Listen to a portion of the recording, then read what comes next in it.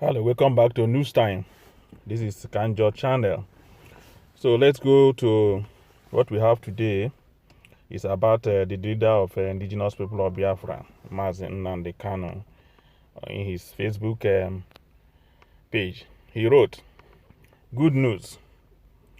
The Trump administration on Monday designated Nigeria, the Great British Zoo in Africa, as a country of particular concern, CPC, for particularly severe violations of religious freedom, a designation that opens it up to economic sanctions, something Pope Francis and or Archbishop of Canterbury hasn't been able to do.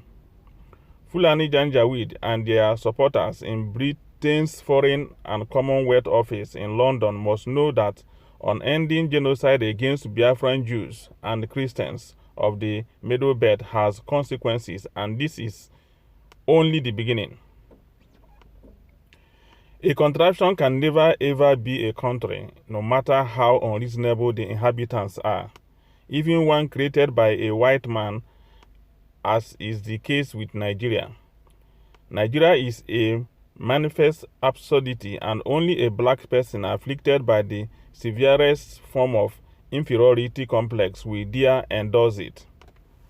There is no nation called Nigeria. It is a contraption created by a white man for radically inferior and intellectually backward blacks.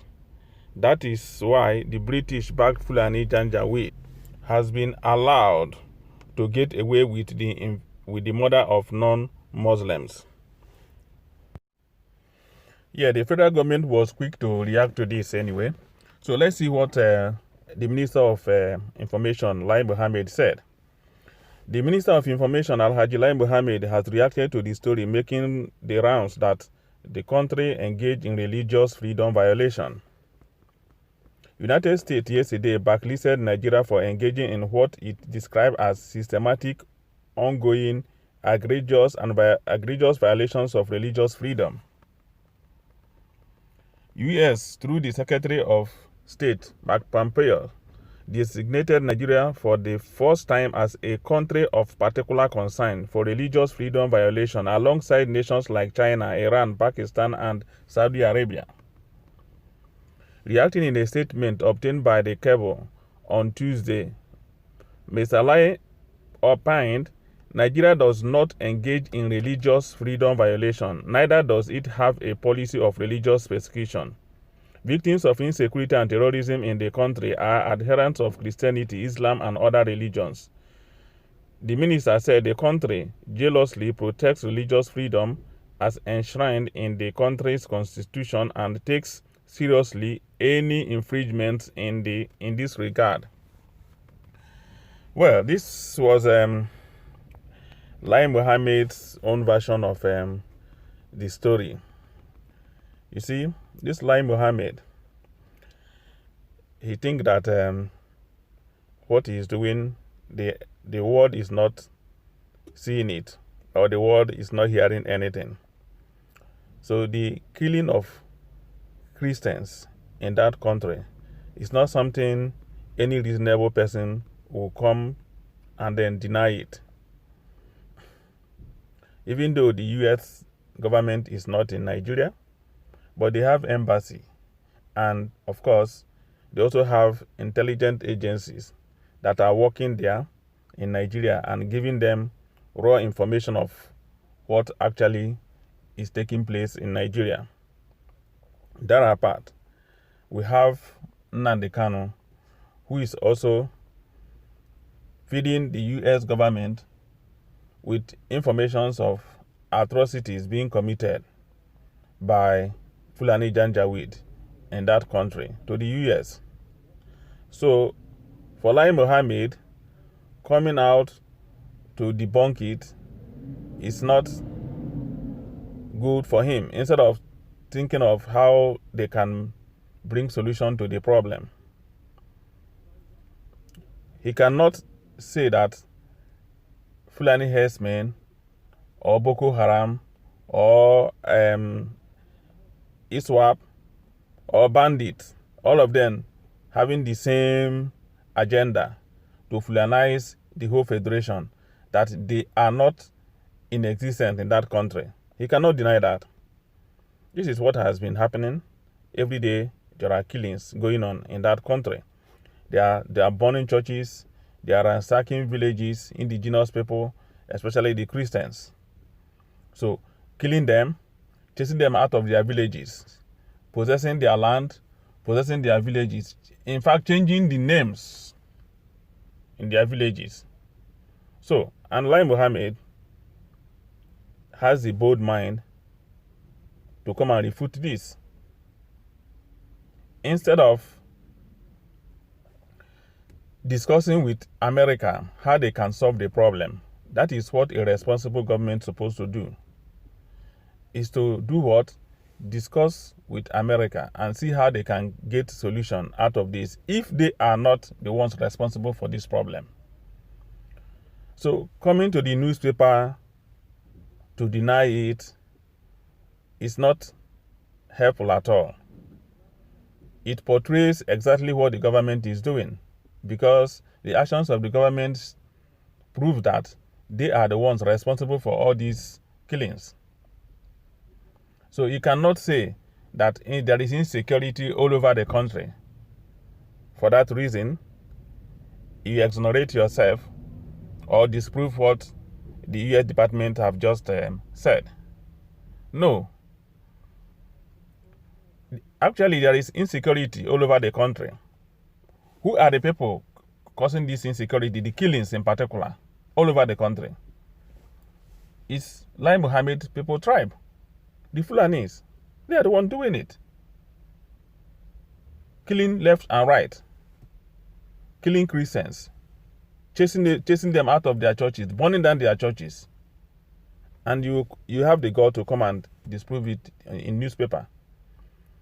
Now, the US has focused their eyes on Nigeria. Thanks to Nnamdi Kanu, who has been bringing these things to the notice of the world. He stands firm and ready to defend whatever claim he makes. Can the federal government, for once, say, okay, let us go and argue this thing out with Nnamdi Kanu outside Nigeria? Can they? They cannot do it, because they know they are guilty. So if they think that they can control the media in Nigeria, is it possible that you can control all the social media? That is impossible.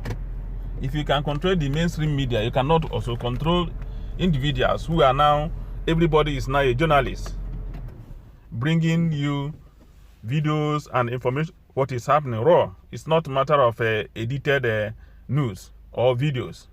They bring it exactly the way it has happened. So you cannot be deceiving people. You cannot just be coming to the newspaper and be telling the world, no, it is not true and all that, when the facts are there. People are seeing it. So the federal government should think of alternative way to defend itself, because from their statement or their actions, it is obvious to the world that the Nigerian government is responsible for the problem that is going on in that country. The killings, the sacking of Christians. Now the United States of America have designated Nigeria as not just a terrorist state, but those responsible for killing Christians. I mean the Nigerian government, that they are responsible for the killing of Christians. And the sanctions will continue to mount. He may say, okay, after all, the Trump government may be going out, but that is not the case. It's already there, documented. Trump may not also be out of government. He may continue to be the next president of US in the next 4 years. Don't be surprised, because the dispute has not been resolved. The electoral college has not been concluded. They have not elected their president. No, because it's the electors that will do that. So it is only then that you can be assured that Trump will be out of government and that Pompeo, maybe whatever thing he has said or intend to do against this Nigerian government, that he may not be able to carry it out. So, but for one thing, the record is here, and it has already opened the eyes of the world on what is happening in Nigeria. So Lai Mohammed should think of alternative. He should think of alternative, because the obvious is there. Stop your people from killing the Christians. Stop this your secret agenda. It is no longer a secret agenda anyway. We all know that colonization is what is happening in that country. So stop it. If you don't stop it, more and more sanctions will be for Nigeria. And in fact, it's going to disintegrate that country into pieces. Yeah, because your own tribe cannot just be killing other tribes, and people will just fold their hands. That is why the leader of indigenous people of Biafra, Nnamdi Kanu, is fighting tooth and nail to ensure that there will be a referendum, so that every region will decide if you want to be part of Nigeria or not. And this, I will say, all these noble persons, all these noble Nigerians should encourage him and take this very step. It is only then that we can end this insecurity, the killings, especially the Christians. It is the only means we can stop these killings. So act with or fight with Nnamdi Kanu and ensure that we have a referendum. If we have a referendum, we can now take our decision. Thank you for watching. Thank you for listening. And then subscribe. Bye.